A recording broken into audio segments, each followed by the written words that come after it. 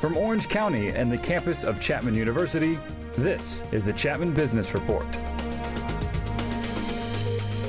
And we're back with the real estate guru, Phil Immel, who's been selling real estate in Southern California for the better part of 30 years. And we talked before the break, Phil, I think related to the fact that a lot of folks actually moving out of state because of favorable income tax rules. Right. I've always given the most popular example of Tiger Woods, an Orange County native. His home, of course, is in Florida, which has no income tax. Right. And you talk about the 6-month and 1-day rule. Use the money to buy a free home. Tell me about that. Well, here's where the uber rich are really making these kind of moves.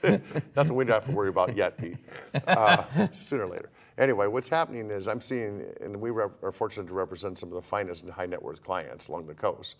And without any names, what I'm seeing is a trend where people are basically selling a company and they're about to get a big payoff. And what they do is they go out of state, make that their permanent residence for 6 days and 1 month as their primary annual residence. 6 months and 1 day? Yes. Okay. And then what they'll do is they might sell their big house here. They might end up with a smaller home here, usually near the beach.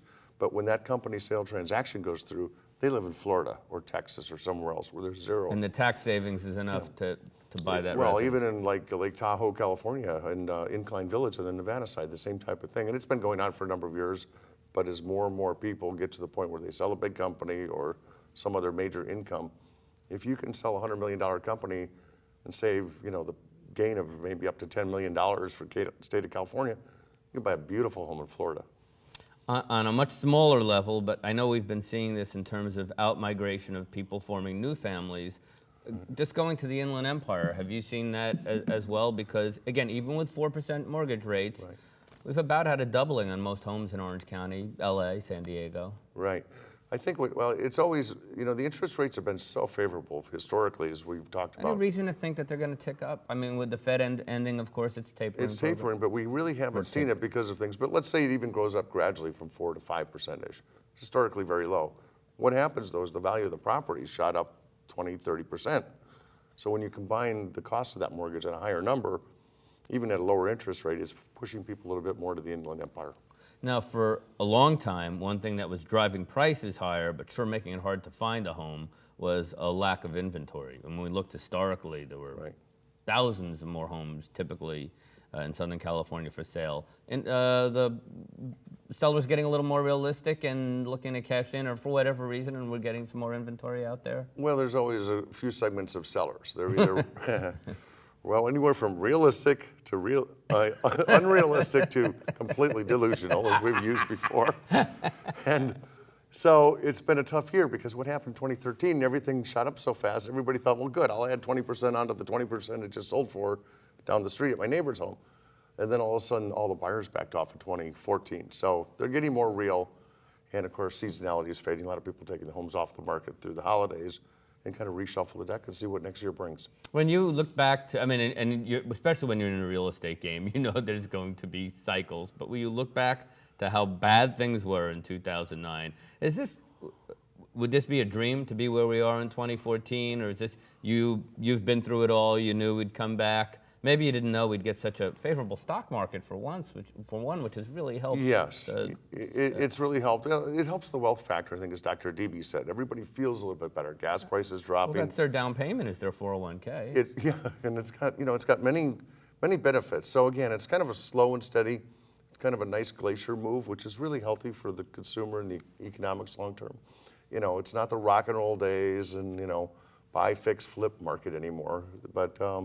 It's slow and steady, and for household formation, it's really good. And locking in today's interest rates is very favorable. A couple final things. We've talked about this a little. To what extent you sell resale?